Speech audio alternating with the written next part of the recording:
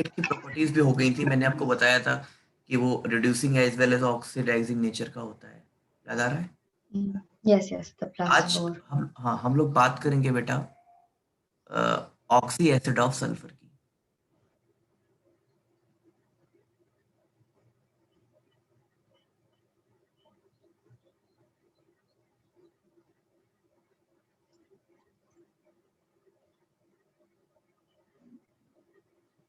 बेटा देखो, oxy acid जैसा कि आपको पता है बेटा, ऑक्सी एसिड का मतलब क्या होता है कि हाइड्रोजन ऑक्सीजन के साथ कोई भी नॉन मेटल लगा हो। Non metal. सल्फर के कुछ ऑक्सी एसिड बहुत ही फेमस हैं। जैसे एक ऑक्सी एसिड होता है H2SO3, एक होता है बेटा H2SO4, एक होता है H2S2O7 बेटा, और एक होता है H2S2O8। ये चार बहुत फेमस है। ये होता है आपका सल्फ्यूरस एसिड,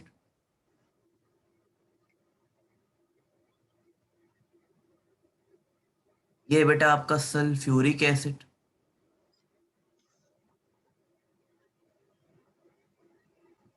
ओके बेटा, और ये है आपका पायरोसल्फ्यूरिक एसिड,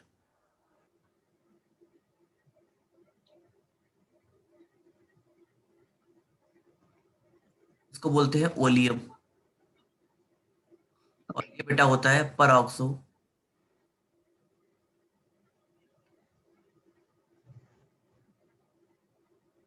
डाइसल्फ्यूरिक एसिड। देखो, अगर हम स्ट्रक्चर की अपन बात करते हैं बेटा, तो देखो सल्फ्यूरस एसिड का स्ट्रक्चर तो आप बना ही लेंगे। एस डबल बॉन्ड ओ तो बनाना ही होता है हमें, एक ओ एच बॉन्ड बनाना होता है बेटा, और ये ओ एच हमने बना लिया तो ये सल्फ्यूरिक एसिड बन गया। ऐसा ही सल्फ्यूरिक एसिड का अगर बनाएंगे आप, at least one double bond O H, और ये ओ एच बन गया बेटा। देखो, what is the meaning of pyro? What is the meaning of pyro बेटा? पायरो का मतलब होता है एलिमिनेशन ऑफ वाटर। मतलब कैसे? अगर आपने H2SO4 के 2 मोल लिए और आपने क्या किया, बीच से एक वाटर मॉलिक्यूल को एलिमिनेट किया, तो ये बन जाता है बेटा H2S2O7। यस और नो, एग्री करते हैं आप? यस। तो पायरो वर्ड क्या आएगा? पायरो का मतलब है कि दो को जोड़कर बीच से वाटर मॉलिक्यूल हटाया गया है। ओके। तो ये पूरी केमिस्ट्री में कहीं भी काम आएगा। तो आपने दो सल्फर लिए, उनको ऐसे से कनेक्ट किया। अब पूरी पॉसिबिलिटी वही करनी है बेटा, यहाँ भी OH लगाया, यहाँ भी OH लगाया। अब आपने क्या किया, आपके पास टोटल 7 है, आपने 4 निकाल दिया, तो एक यहाँ पे लगा दिया अभी भी, और इन दोनों को आपस में कनेक्ट कर दिया ऐसे। इसको okay. Oleum oleum oleum 98% H2SO4 होता है, पाई ओके। कंसेंट्रेशन। और इसके बाद बेटा अपन आते हैं पराक्सो। पराक्सो आपको पता है, जहां भी परोक्साइड बॉन्ड होता है वहां O सिंगल बॉन्ड O होता है बेटा, अगर आपको पता हो, दैट इज पराक्सो। और ओके। तो पराक्सो के लिए वही काम करना है हमें। यहाँ पर एस डबल बॉन्ड O बेटा, यहाँ पर OH, यहाँ पर OH, यहाँ पर डबल बॉन्ड O, यहाँ पर डबल बॉन्ड O।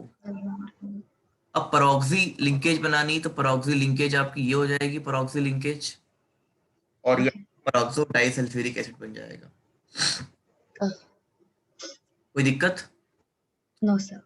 चलिए, अब बेटा ये तो हमें ऑक्सी एसिड की बात हुई, क्योंकि करके जाना है आपको जरूर। इसके बाद हमारे सिलेबस में H2SO4 का स्ट्रक्चर भी है, सॉरी H2SO4 का प्रिपरेशन भी है। तो जान लेना है कि H2SO4 का एज अ कंपाउंड अगर हमें पढ़ना होगा, तो सबसे पहले बेटा हमें क्या करना है, इसका प्रिपरेशन देखना है, इसका ओके। प्रिपरेशन देखना है। पहली बात, जैसे बेटा आपको याद है HNO3 का प्रिपरेशन हम लोग किस मेथड से करते थे? याद आ रहा है कुछ? Post world process. Yes yes, हाँ। ऐसे ही बेटा इस प्रोसेस का नाम याद रखना है, कभी कभी पूछ लेते हैं, contact process. Okay, yes, I remember contact process. Contact process से करते हैं। अब बेटा इस पे हमें क्या करने होते हैं, we have to follow some step, हमें कुछ स्टेप फॉलो करने होते हैं। पहला स्टेप क्या होता है, sulfur plus oxygen. हाँ, मतलब हमें बर्निंग ऑफ सल्फर, या बेटा हमें रोस्टिंग करनी होती है सल्फाइड ओर की, और वहां से बेटा हमें क्या मिलेगा, SO2 मिलेगा। So two. ठीक है। Yes. सेकेंड प्रोसेस क्या होता है बेटा, हमें Oxygen. Conversion of SO2 to SO3 करना होता है बेटा। Yes. मतलब this is oxidation. Oxidation. Yes. और याद रखना है बेटा, ये ऑक्सीडेशन V2O5 की प्रेजेंस में होता है। ठीक है। V2O5 vanadium pentoxide catalytic chamber में होता है और कैटलिस्ट की प्रेजेंस में होता है। Mm. थर्ड पे क्या होता है,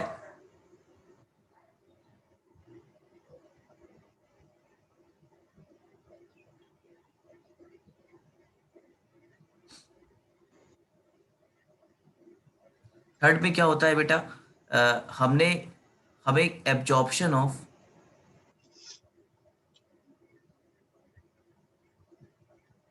हमें क्या करना होता है, एब्जॉर्ब कराना होता है H2SO4। हमें H2SO4 को क्या कराना होता है, एब्जॉर्प्शन होता है बेटा, लाइक तो H2SO4 हमारा रिएक्शन करता है SO2 से, और ये बन जाता है H2S2O7, दैट इज ओलियम बेटा। Mm. ओलियम को हम लोग क्या करते हैं, डाइल्यूट करते हैं, तो हमारा ये H2SO4 बन जाता है। एक बार मैं बता देता हूं आपको कैसे। देखिए S plus O2 SO2. Is equal to SO2 बेटा। या Yes. कभी कभी आपने SO FeS2 आयरन पायराइट ले लिया, इसकी रिएक्शन ऑक्सीजन से करा दी तो SO2 बन जाता है। कल देखी थी ये रिएक्शन अपन ने। ये Yes. step 1 है। स्टेप 2 में क्या होता है बेटा, SO2 plus O2. O2 ये V2O5 की प्रेजेंस में होता है Mm. बेटा, और ये SO3 बन जाता है। याद रखना है ये जो रिएक्शन होती है वो एक्सोथर्मिक होती है, आपको याद रखना है। Okay. और थर्ड में क्या होता है, थर्ड रिएक्शन में क्या होता है, ये जो SO3 होता है ना वो H2SO4 से रिएक्शन कर जाता है और ये बन जाता है H2S2O7 बन जाता है, H2S2. That is oleum. Oleum. और बेटा इस ओलियम को अपन क्या कर देते हैं, डाइल्यूट कर देते हैं वाटर के साथ, तो ट्वाइस ऑफ H2SO4 बन जाता है। Okay. कोई दिक्कत। No.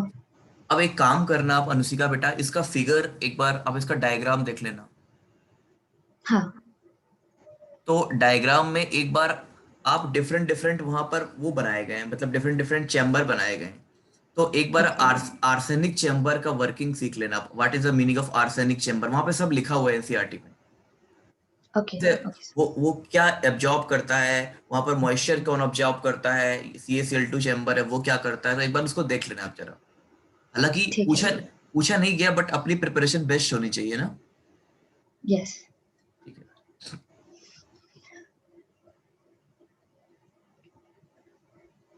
अब बेटा अपन बात करते हैं H2SO4 के एसिडिक नेचर की।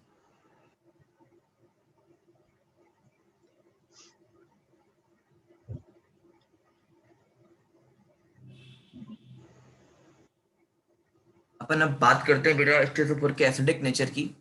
तो आपको पता है कि जो H2SO4 है,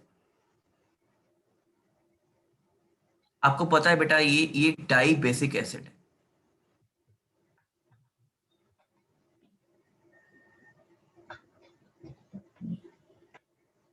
यू नो बेटा what is dibasic acid.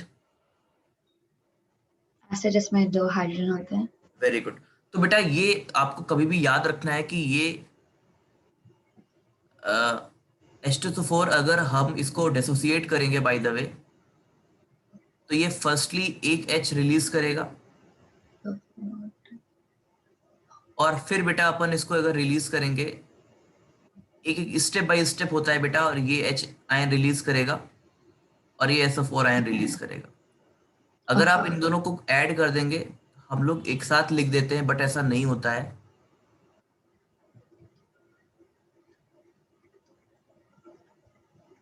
ये एक्चुअली में ऐसा होता है। Okay. अब ये हमारा मान लीजिए बेटा K1 है और ये हमारा K2 है। K1 का मतलब समझते होगे बेटे बेटा आप। K1 का मतलब होता है आयोनाइजेशन कांस्टेंट, और K2 का Mm-hmm. मतलब भी होता है आयोनाइजेशन कांस्टेंट। तो K1 जो है that is the first ionization constant बेटा, और जो हमारा जो हमारा बेटा K2 है वो भी हमारा क्या होता है, फर्स्ट आयोनाइजेशन कांस्टेंट होता है। ठीक है। Okay. अब इसका मतलब क्या हुआ, यहां पर हमें एक चीज ऑब्जर्वेशन करने को मिलता है। क्या मिलता है बेटा, K1 की जो वैल्यू है वो K2 से बहुत ज्यादा है।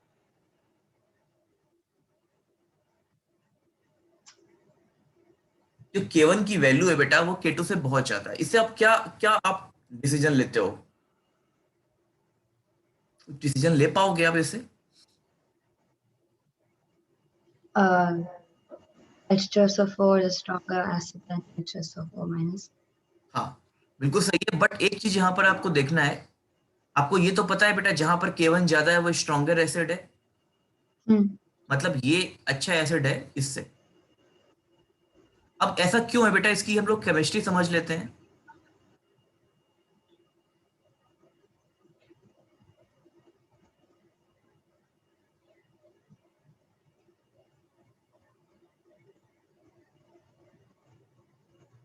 एक्चुअली में ये कुछ ऐसे बन गया है। Yes. अब देखो बेटा, यहां से H निकालना आसान नहीं है। क्यों? क्योंकि ये कंजुगेट बेस है। ये एसिड का बेटा कंजुगेट बेस है, ये एसिड है, और ये इसका कंजुगेट बेस है बेटा। तो यहां से H निकालना आसान नहीं, क्योंकि यहां पर कहीं ना कहीं बेसिक नेचर आ गया है। ठीक है। और इसका मतलब ये है कि जो H फर्स्ट वाला H है वो that is the first H removal is very easy. So K1 is more than that of K2। Yes. ठीक है। तो आपको यहां पर लिखना पड़ेगा, ये आप बना देना और यहां पर लिखना, बिकॉज द फर्स्ट हाइड्रोजन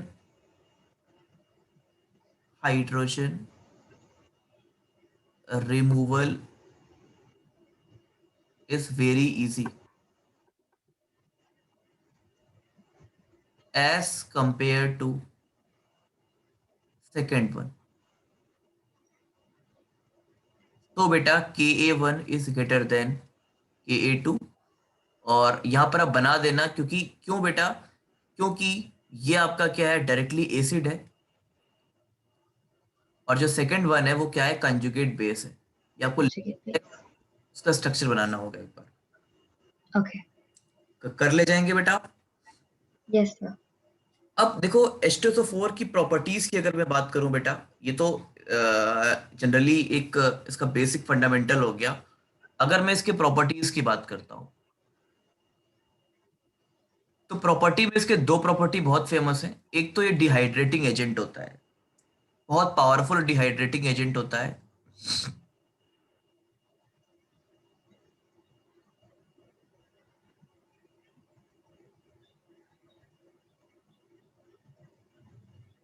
ठीक है।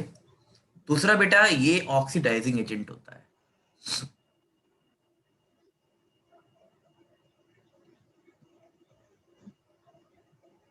ठीक है। ये ऑक्सीडाइजिंग एजेंट होता है और पावरफुल डिहाइड्रेटिंग एजेंट भी होता है। तो अगर बेटा मैं डिहाइड्रेटिंग एजेंट की बात करता हूं, अगर मैं इसको सुक्रोज में पास कराता हूं, सुक्रोज इज C12H22O11 बेटा, और इसमें अगर मैं H2SO4 पास कराता हूं बेटा, तो ये पूरा का पूरा वाटर मॉलिक्यूल एलिमिनेट करा देता है। यहाँ पर बनता है 12C+11H2O। यहाँ पर डिहाइड्रेशन हो जाता है, यहाँ पर कार्बन ब्लैक बनता है, पूरा का पूरा वाटर मॉलिक्यूल क्या हो जाता है, एलिमिनेट हो जाता है। Okay. मैं ऑक्सीडाइजिंग नेचर की बात करता हूँ बेटा, तो आपको समझ ही में आ रहा है कि H2SO4 में ऑक्सीडेशन नंबर +6 है, अगर ऑक्सीडेशन करेगा तो अपने आप को रिडक्शन करेगा और अपने आप को +4 में चेंज करता है। Yes. लाइक बेटा आपने देखा कि ये क्या करेगा, मान लीजिए आपने रिएक्शन किया कार्बन से H2SO4 का, तो कार्बन की मैक्सिमम ऑक्सीडेशन नंबर CO2 में कन्वर्ट कर देगा, अपने आप को SO2 में कन्वर्ट कर देगा, प्लस वाटर बना देगा। Okay. इसे बेटा मान लीजिए आपने सल्फर से कनेक्ट किया H2SO4 को, तो बेटा इस सल्फर को ऑक्सीडाइज कर देगा किसमें, SO2 में, So two. यूज कर देगा, प्लस वाटर बना देगा।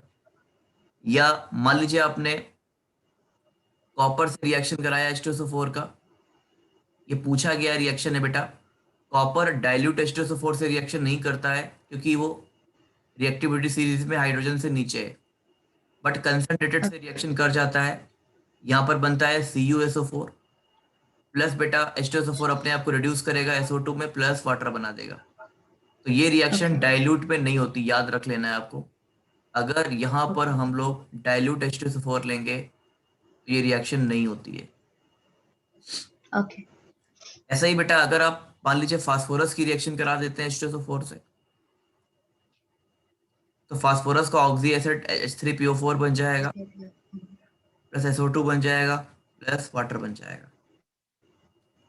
हो जाएगा बेटा, Yes, sir. ठीक है। अब मान लीजिए बेटा आपके पास एक क्वेश्चन पूछा गया, आपके पास ये एक क्वेश्चन ये पूछा गया, how can we maximize the amount of H2SO4 in contact process. हम H2, Conditions हाँ क्या for कंडीशंस हो सकते हैं बेटा H2SO4 के लिए।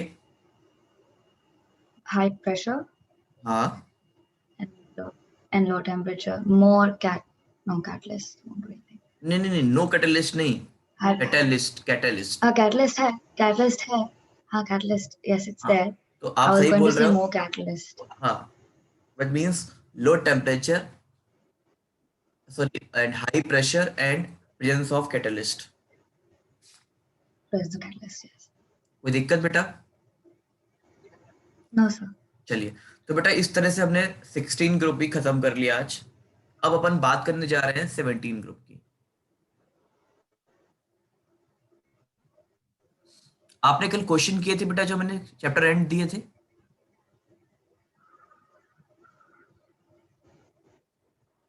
Yes, sir.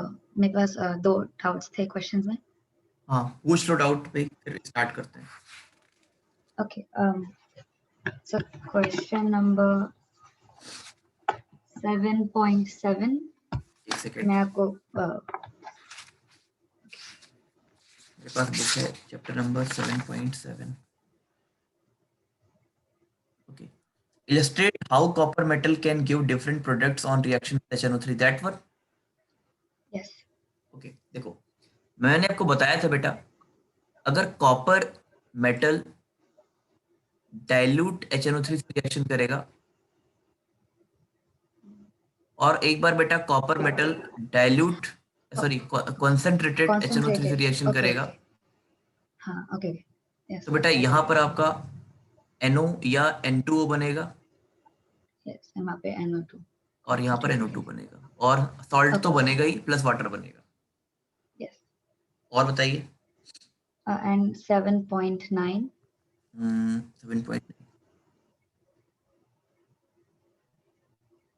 देखो बोल रहा है बेटा, the HNH angle value is higher than HPH, HAS, SPH. Why? Can be explained on the basis of sp3 hybridization in NH3 and only sp bonding between hydrogen and other element of the group। देखो, तो ये क्या बोलने की कोशिश कर रहा है, ये आप लोग को पता भी है वैसे, कि ये बेटा जो जैसे जैसे ये NH3 है, या जो ये PH3 है मान लीजिए, तो बोल रहा है HNH मतलब ये वाला एंगल, ठीक है। और सेकंड बार बोल रहा है कि ये वाला एंगल, 1 सेकंड, ये वाला एंगल, तो इसका जो बॉन्ड एंगल है वो इससे ज्यादा है। ऐसे भी आपको पता है बेटा, अगर आप डाउन टू द ग्रुप जाते हो तो हाइड्राइड में बॉन्ड क्या होता है, डिक्रीज होता है। Decrease. ठीक है। अब दोनों में जो हाइब्रिडाइजेशन है वो तो आपको पता ही है, क्लियर है, आपको पता है हाइब्रिडाइजेशन तो क्लियर ही है। Yes. अच्छा, अब अगर आप देखोगे बेटा तो फास्फोरस का साइज थोड़ा सा बढ़ गया है। हाँ.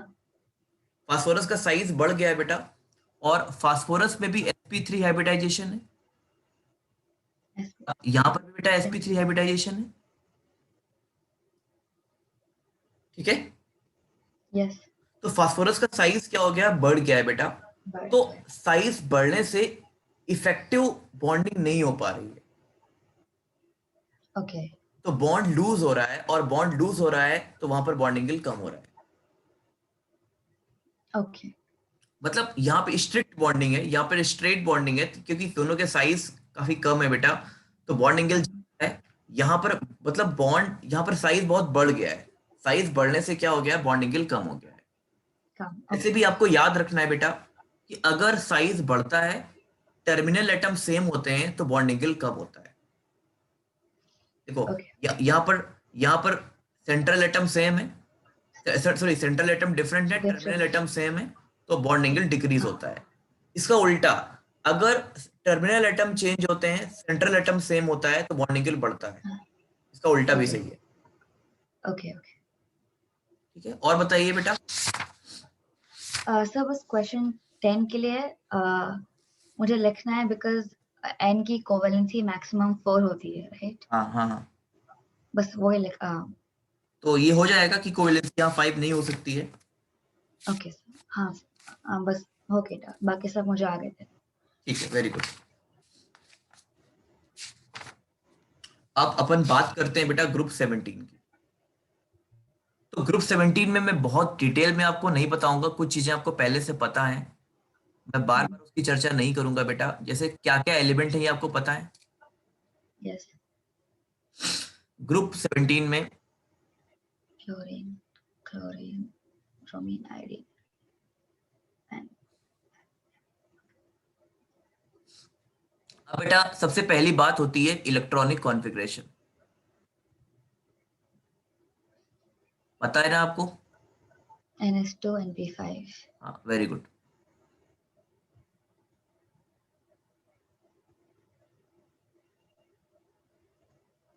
Ionisation enthalpy, decreases as you go down, very good. Size, increases as you go down,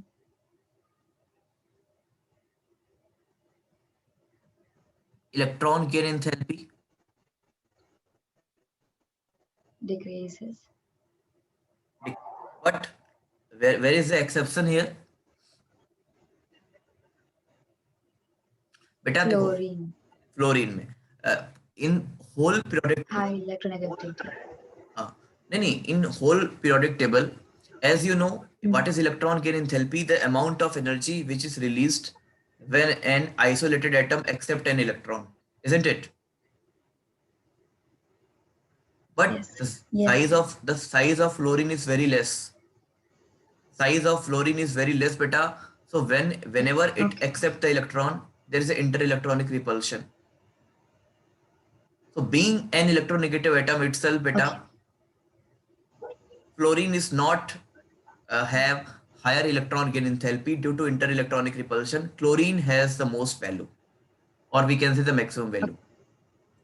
okay, okay, okay, I think ये आपको ऑक्सीजन सल्फर में भी करना है, मैंने डिस्कस किया था वहां पर, तो उसको यहां yes, पर भी yes, सेम रिलेट करना है।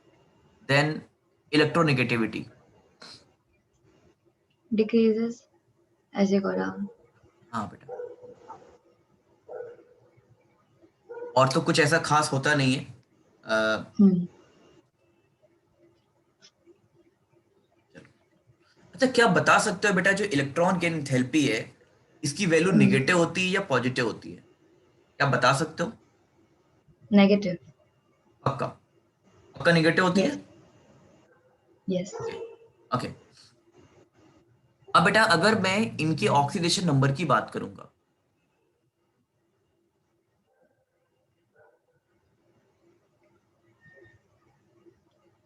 तो आपको याद रखना है, फ्लोरीन के लिए बेटा ऑलवेज ऑक्सीडेशन नंबर क्या होता है, -1 होता है। फ्लोरीन कभी भी अपना ऑक्सीडेशन नंबर बेटा कभी भी 0 दिखा सकता है F2 पे, बट नॉर्मली एलिमेंटल फॉर्म में अगर होगा बेटा, किसी के साथ कनेक्ट होगा, तो फ्लोरीन -1 ऑक्सीडेशन नंबर ही दिखाएगा, इजंट इट? Okay. Yes. लेकिन बेटा क्लोरीन जो है, क्लोरीन आपका या बाकी एलिमेंट, क्लोरीन, ब्रोमीन और आयोडीन बेटा, ये आपके -1 टू +7 दिखाएंगे। जैसे HCl, Cl2 से लेके अगर आप HClO4 तक जाएंगे बेटा, तो आपको ऑक्सीडेशन Hmm. दिखाई देगा। Okay. पक्का? Yes. ओके। अब दूसरी चीज बेटा याद रखना है कि ये बहुत ही पावरफुल क्या है, ऑक्सीडाइजिंग एजेंट है, क्योंकि ये नॉन मेटल है। Hmm. तो ये बेटा एलिमेंट क्या होते हैं, बहुत ही पावरफुल ऑक्सीडाइजिंग एजेंट होते हैं। और एमंग हेलोजेंस बेटा, क्योंकि हेलोजेंस हैं, तो एमंग देम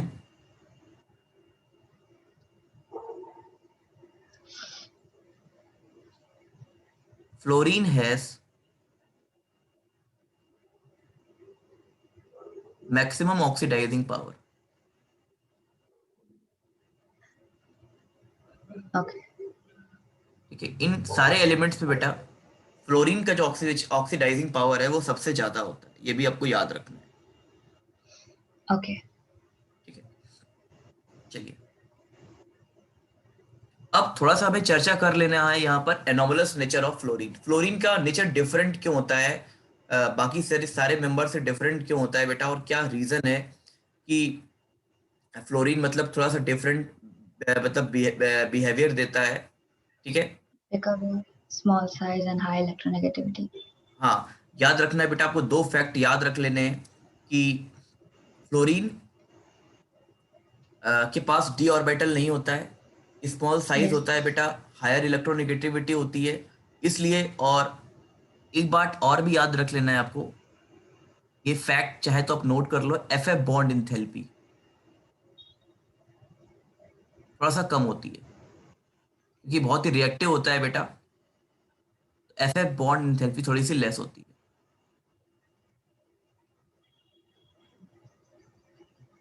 ठीक है, इस चारों फैक्ट को आप नोट कर लीजिए अभी बैठ के तुरंत।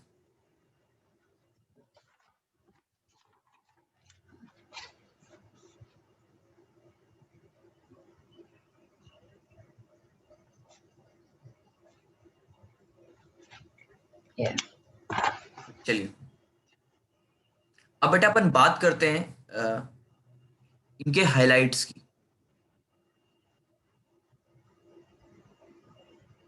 तो आपको पता है बेटा, इन जनरल जो हेलाइट बनते हैं वो HX बनते हैं, लाइक HF, That's it.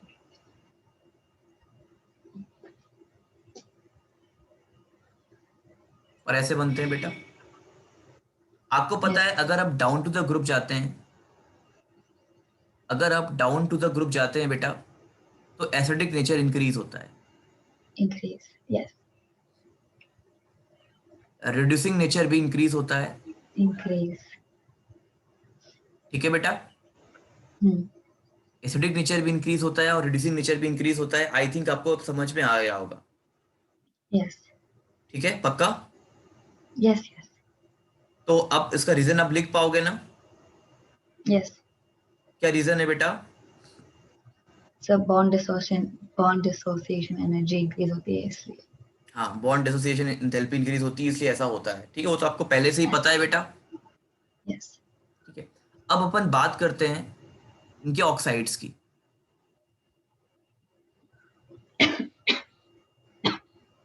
इनके आप ऑक्साइड की बात करते हैं, तो जैसे आप फ्लोरीन की बात करते हैं, फ्लोरीन के ऑक्साइड की बेटा, तो फ्लोरीन आपका एबनॉर्मली थोड़ा सा बिहेव करता है। तो फ्लोरीन अनस्टेबल ऑक्साइड बनाता है, और वो क्या होते हैं, वो होते हैं OF2 बेटा एंड O2F2। यहाँ पर मैंने उस दिन भी आपको बताया था बेटा, यहाँ पर एक्चुअली ऑक्सीजन का बिहेवियर एबनॉर्मल हो जाता है, यहाँ पर +2 ऑक्सीडेशन नंबर हो जाती है ऑक्सीजन की, और यहाँ पर +1 ऑक्सीडेशन नंबर हो जाती है, जो कि मतलब बड़ा ही अजीब तरीके से बिहेव करती है। ठीक है। अब Yes. बाकी जो एलिमेंट्स होते हैं लाइक क्लोरीन हुआ बेटा, बाकी सारे हुए, तो उस पर कोई प्रॉब्लम नहीं है। क्लोरीन आपके जैसे हैं, क्लोरीन आपके हर तरह के हेलाइड ऑक्साइड बनाता है, लाइक Cl2 बनाता है, ClO2 बनाता है, ClO3 बनाता है बेटा, ये सारे इस तरह के हेलाइड बनाता है। और बाद में आप देख सकते हैं ये ऐसा ही बना सकता है, ये Cl2O7 टाइप का ही बना सकता है। ठीक है। Okay. Yes. ये Cl2O3 का टाइप से बना सकता है, ये Cl2O5 टाइप से बना सकता Oh. है। तो आप देख रहे हैं बेटा डिफरेंट डिफरेंट ऑक्सीडेशन नंबर हो रहा है, तो डिफरेंट डिफरेंट आपका ऑक्साइड बनेंगे, और यहाँ पर ऑक्सीडेशन नंबर आपका +7 निकलेगा। Yes, +7.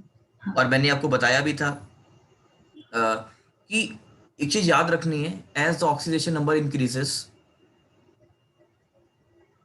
As the, Oxidizing nature also increases. Very good बेटा।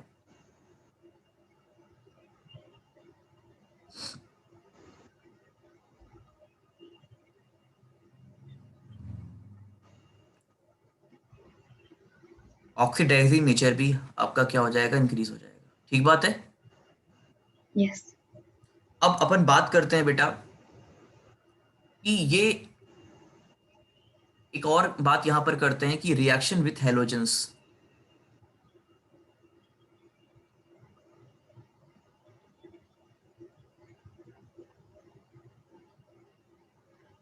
बेटा ये जो हेलोजेंस होते हैं ना, इटसेल्फ वो हेलोजन से रिएक्ट कर जाते हैं। मतलब जैसे आपका दिया हुआ है फ्लोरीन, क्लोरीन, ब्रोमीन, आयोडीन बेटा, तो ये आपस में भी रिएक्ट कर जाते हैं। और जब ये आपस में रिएक्ट करते हैं तो याद रखना, जो कंपाउंड बनते हैं उन्हें हम लोग बोलते हैं inter halogen compound.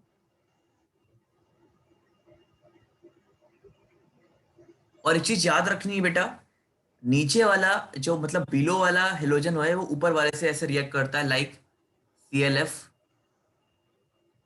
Yeah. Okay. ClF5 ऐसे बेटा, या IBr, IBR3. Br3, इस तरह से कुछ रिएक्ट करता है। तो इन जनरल Okay. बेटा इनको अपन डिनोट करते हैं एक्स, एक्स डैश से डिनोट करते हैं, एक्स एक्स डैश 3 हो सकता है, एक्स एक्स डैश 5 हो सकता है बेटा, और एक्स एक्स डैश 7 हो सकता है। Okay. ठीक है, क्योंकि आप देख रहे हैं ऑक्सीडेशन नंबर के हिसाब से वो बनेंगे। हाँ. और याद रखना है बेटा, ये कंपाउंड पॉसिबल नहीं है। अगर आप सोचें कि हमने ये बना दिया FCl3, ये पॉसिबल नहीं होता है। बिलो वाला ही ऊपर वाले के साथ बॉन्डिंग करता है। ClF3 is possible but FCl3 is not possible. Okay. और दूसरा चीज बेटा, आपको एक चीज याद रखना है कि ये कंपाउंड क्या होते हैं, दैट इज इंटरहैलोजन कंपाउंड क्या होते हैं, बहुत ही ज्यादा अनस्टेबल होते हैं। और देखो बेटा अनुसिका, जब ये अनस्टेबल होंगे तो बहुत ही रिएक्टिव होंगे। Reactive. Yes. और क्यों बेटा यहाँ पर ये अनस्टेबल क्यों होते हैं? क्योंकि जो एक्स एक्स की बॉन्डिंग होती है वो बहुत ही इम्प्रॉपर बॉन्डिंग होती है, इनइफेक्टिव बॉन्डिंग होती है एक्स एक्स डैश की। तो यहाँ पर आपको लिखना है they are unstable due to Ineffective bonding. Ineffective bonding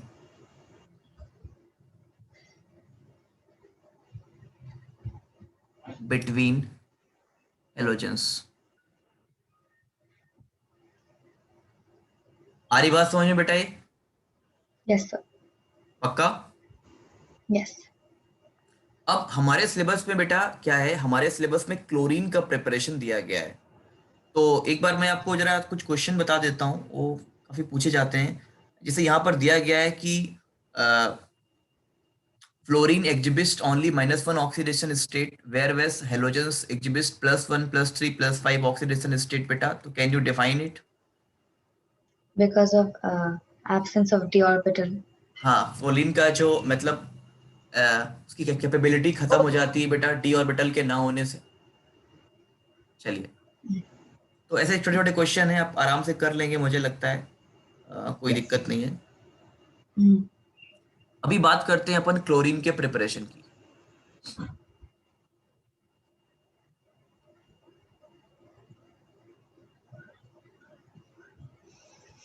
देखो बेटा, क्लोरीन को अगर आप लैब में बनाते हो कभी, पता नहीं आपने लैब में बनाया है, कभी बनाया है क्लोरीन को लैब में?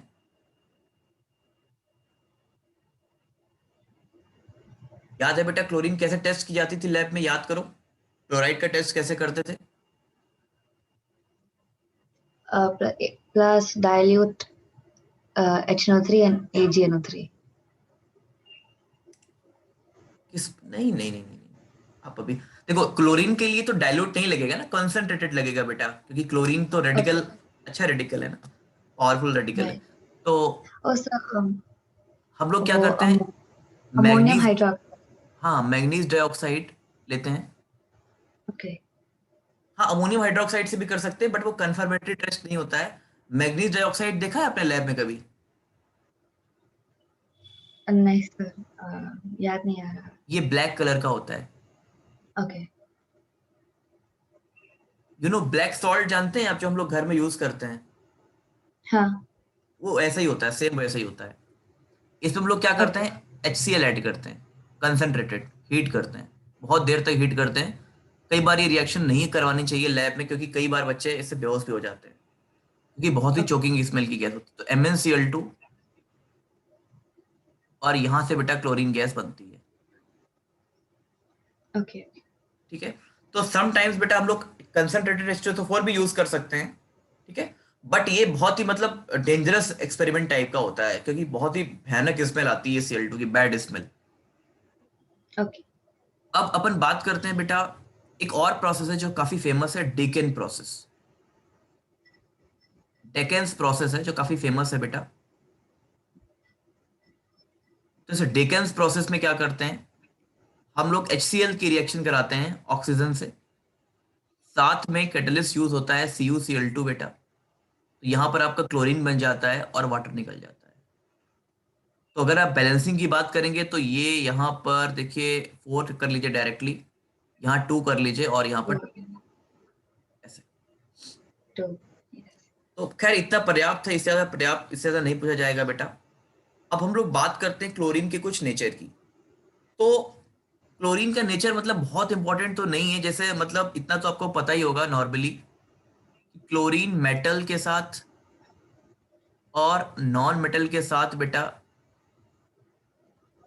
रिएक्शन करने के बाद अपने क्या बनाता है, अपने हेलाइड्स बनाता है या क्लोराइड्स बनाता है। Okay. लाइक आपको पता ही होगा बेटा कि ये Fe है मान लीजिए, ये Cl2 है बेटा, तो आपको पता है ये FeCl3 बनाएगा। FeCl3. और फास्फोरस के साथ मान लीजिए रिएक्शन कर रहा है, तो बेटा ये बनाएगा आइदर PCl3 बनाएगा और आइदर PCl5 बनाएगा। PCl5. Yes.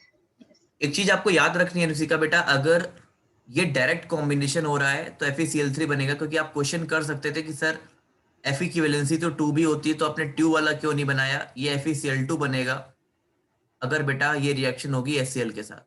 ये आपको याद रखना है, अलग से कहीं नोट कर लेना इसको। Okay. अब अपन बात करते हैं बेटा, मेटल के साथ हो गया, ये हो गया। अब कभी कभी कभी ये डायरेक्ट कॉम्बिनेशन भी करता है, लाइक कैसे, क्लोरीन जो होता है, क्लोरीन की अगर मैं बात करूं बेटा, क्लोरीन एक पावरफुल ऑक्सीडाइजिंग एजेंट होता है। आपको शायद ये बात पता ना हो बेटा, मैं आपको बता रहा हूं, क्लोरीन भी एक ऑक्सीडाइजिंग एजेंट होता है।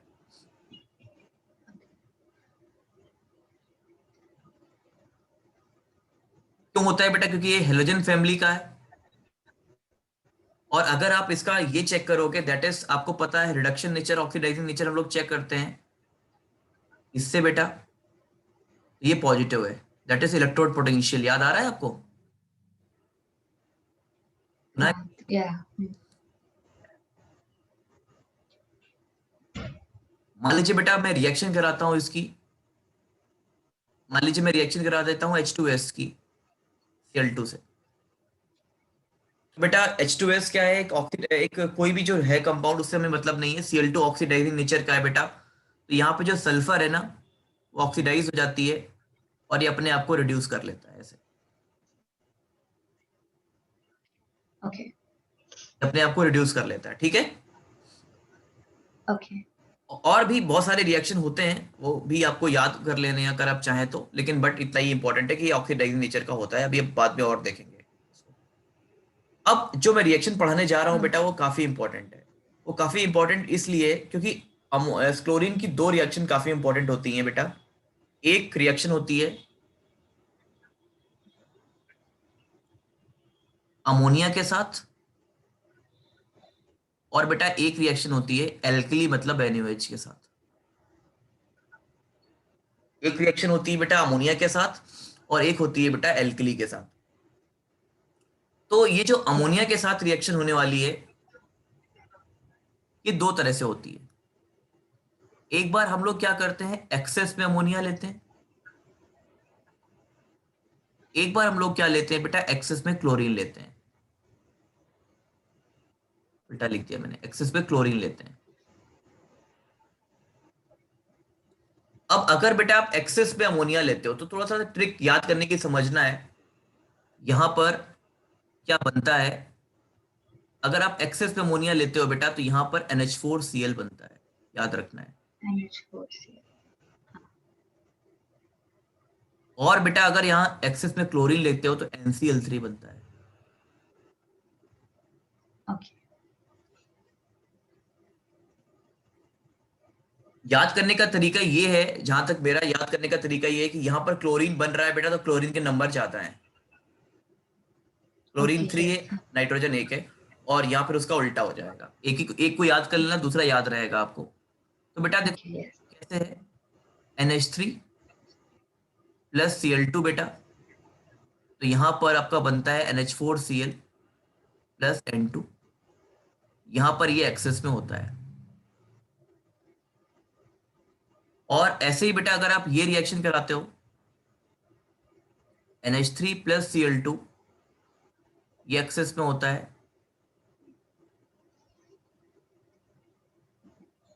NCl3 प्लस HCl बनता है। याद ओके रहेंगे, याद रखोगे बेटा। यस यस अब ये जो NaOH है, ये कैसे रिएक्शन करता है, ये दो तरह से करता है। एक बार बेटा ये NaOH क्या होता है, हॉट एंड कंसंट्रेटेड होता है। और बेटा एक बार क्या होता है, कोल्ड एंड डाइल्यूट होता है।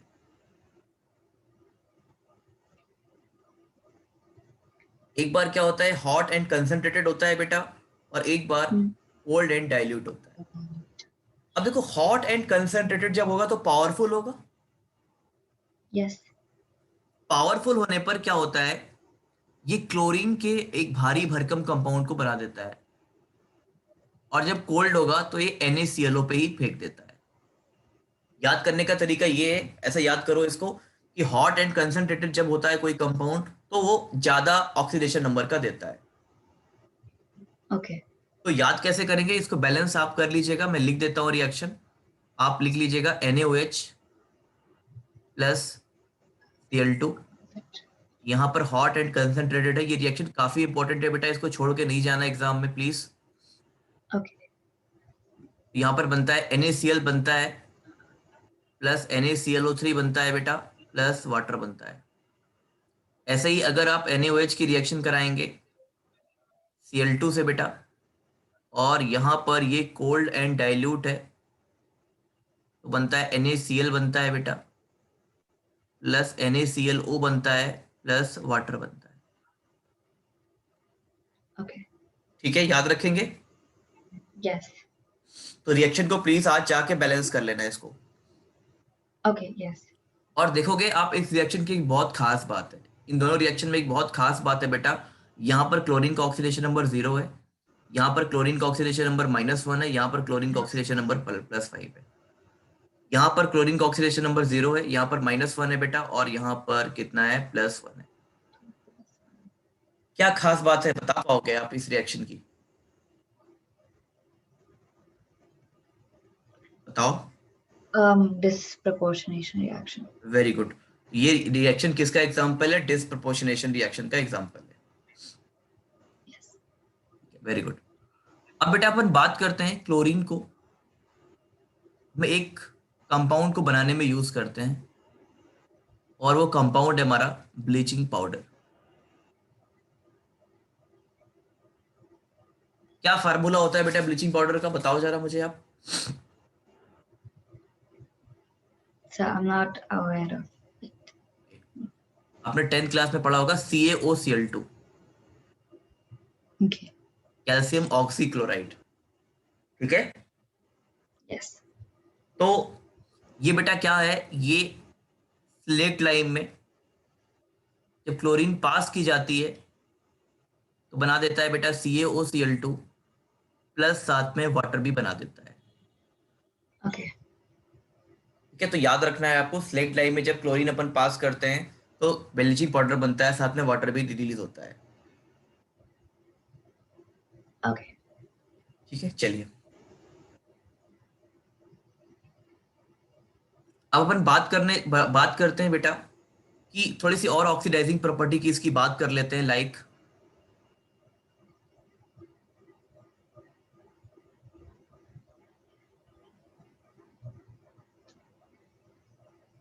देखो बेटा, क्लोरीन अगर ऑक्सीडाइज होगा तो अपने आप को HCl में कन्वर्ट कर देगा, यहाँ पर 0 से -1 ऑक्सीडेशन नंबर पे चेंज कर लेगा, इजंट इट?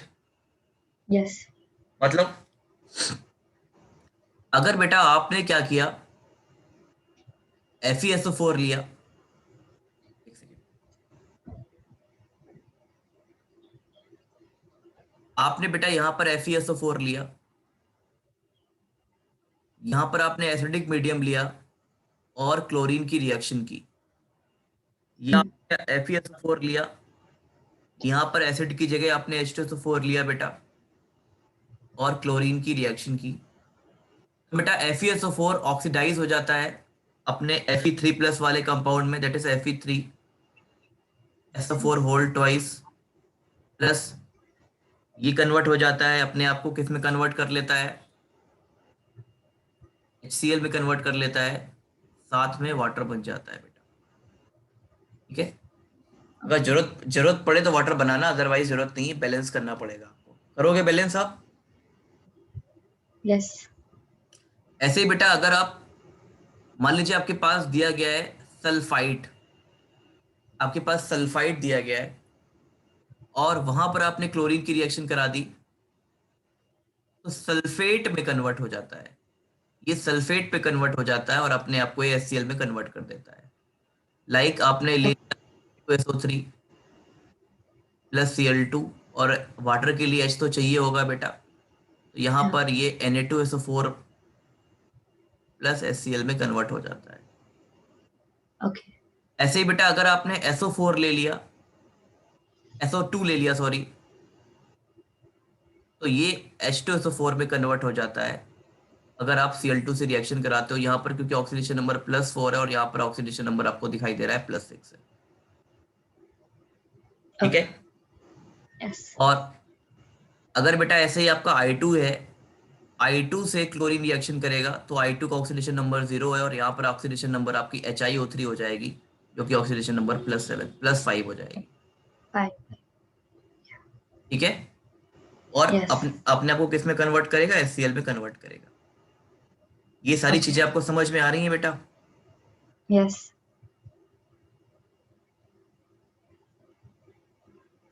ओके,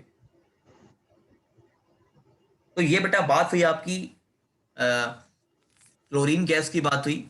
अब आपको एक चीज और याद रखना है, क्लोरीन एक बहुत अच्छा ब्लीचिंग एक्शन देता है। ब्लीचिंग एक्शन जानते हो बेटा? No, sir. ब्लीचिंग का मतलब होता है बेटा ऑक्सीडेशन, जैसे लोग ब्लीचिंग कराते हैं अपने चेहरे में, तो दैट इज द ऑक्सीडेशन कराते हैं। Okay. तो क्यों देता है बेटा, देखो याद रखना है, जहां भी जो भी ऑक्सीडाइजिंग एजेंट होते हैं वो सारे ब्लीचिंग एक्शन देते हैं। तो बेटा क्योंकि ये Yes. बहुत अच्छा ऑक्सीडाइजिंग एजेंट है, Hmm. ये बहुत ही बढ़िया बेटा ऑक्सीडाइजिंग एजेंट है। दैट्स वाई ये क्या करता है, ब्लीचिंग एक्शन देता है। और कैसे देता है बेटा, देखना है, अगर आप Cl2 की रिएक्शन करा देंगे वाटर से, देखो बेटा ये बन जाएगा twice of HCl, plus nascent oxygen, एक मॉलिक्यूलर ऑक्सीजन निकलेगा बेटा। हाँ, और यही molecular oxygen is responsible, strong से स्ट्रॉन्ग ऑक्साइड। हाँ,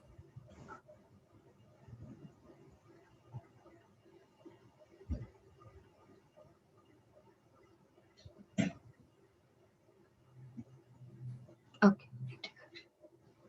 ठीक है। तो नोट करना है इसको, मतलब नोट क्या करना है, इसको याद रखना है बेटा। क्लोरीन के अंदर ब्लीचिंग एक्शन बहुत ज्यादा होता है बेटा, इसीलिए ये क्या करता है, लोगों को ब्लीच, मतलब बेसिकली कपड़े वगैरह को, क्लॉथ वगैरह को ब्लीच करता है, डाई वगैरह को ब्लीच करता है, ठीक है। यस। अब यहाँ पर एक चीज मैं आपको बताना चाहूंगा बेटा, HCl में आपको ज्यादा नहीं पढ़ना है, मैं जो बता रहा हूँ उसी से ही काम चल जाएगा। HCl, पहले बताओ HCl है क्या? HCl है, एसिड। नहीं गलत, रूम टेम्परेचर पे HCl गैस है। ओके। रूम टेम्परेचर पे ये गैस है बेटा। और आपको याद रखना है कि अगर हम लोग NaCl की रिएक्शन कराते हैं H2SO4 से, और टेम्परेचर मान लीजिए आपका लेस देन 200 केल्विन के आसपास है, तो बेटा यहाँ पर आपका बनता है NaHSO4 प्लस HCl। ओके। अब इसके बाद क्या करते हैं, इसको डाइल्यूट करते हैं, तो HCl एसिड बन जाता है। ओके। अगर आपसे बोला जाएगा HCl गैस, तो बेटा यहाँ पर no effect in litmus paper होगा।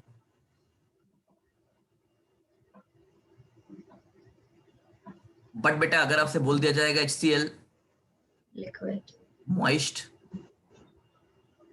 तो बेटा यहाँ पर give effect in litmus paper. Okay.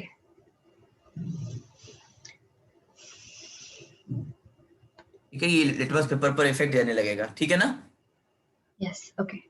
अब अपन बात करते हैं बेटा, आपने एक कंपाउंड पढ़ा होगा HCl का, एक्वारीजिया।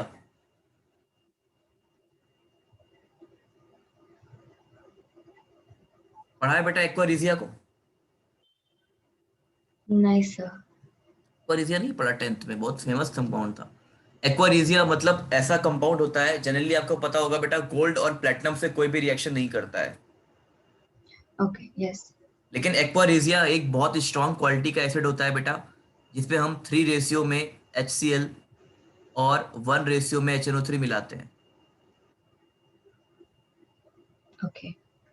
यहाँ पर बेटा हम लोग क्या करते हैं, 3 रेशियो में HCl और 1 रेशियो में क्या मिलाते हैं, HNO3 मिलाते हैं बेटा। ओके। तो इससे क्या होता है, इससे क्या होता है याद रखना है, इससे एक्वारीजिया बनता है।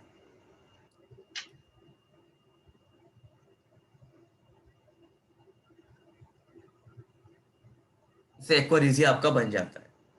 अब एक्चुअली जब ये रिएक्शन होती है बेटा, गोल्ड, जैसे मान लीजिए सबसे पहले तो HCl और HNO3 की रिएक्शन होगी बेटा, तो यहां से बनता है बेटा NOCl बनता है, देखिए NOCl बनता है, इसको हम लोग बोलते हैं नाइट्रोसिल क्लोराइड,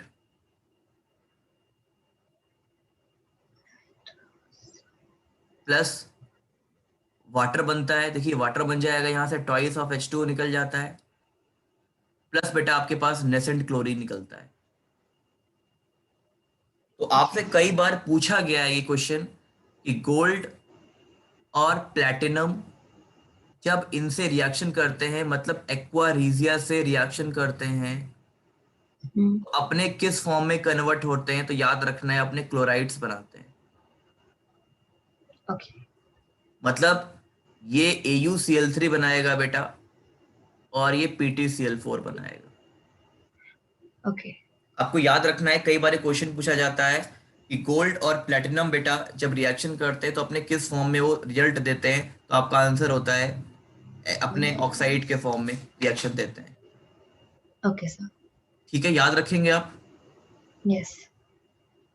ठीक है, अब बेटा अपन बात करने जा रहे हैं, ये तो हो ही गई बात आपकी, सॉरी, HCl की बात हो गई बेटा। HCl में आपको क्या क्या पढ़ना है, एक प्रिपरेशन मेथड पढ़ लेना है, और आपको ये बात पता होनी चाहिए बेटा, HCl गैस वाटर में बहुत सॉल्युबल होती है, भयानक सॉल्युबल होती है।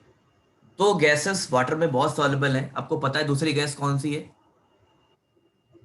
जो दूसरी गैस है मतलब बहुत ज्यादा ही सॉल्युबल है। वाटर सॉल्युबल गैस में दो gases. Nitrogen. No no no, nitrogen बहुत कम होती है। एक HCl, आई दूसरा थिंक NH3। अमोनिया, हाँ यस अमोनिया, यस मैं बोला। दोनों भयंकर सॉल्युबल होती है बेटा, मतलब जिस रेट से बनती है ना उससे ज्यादा ये घुलती है, इसीलिए अपना एक्वा सोल्यूशन तुरंत तैयार करती है।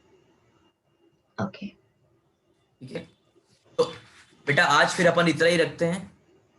Okay sir. ठीक है, तो होपफुली आपको समझ में आया होगा आज का क्लास। यस आप सर। 10 क्वेश्चन और कर लेना।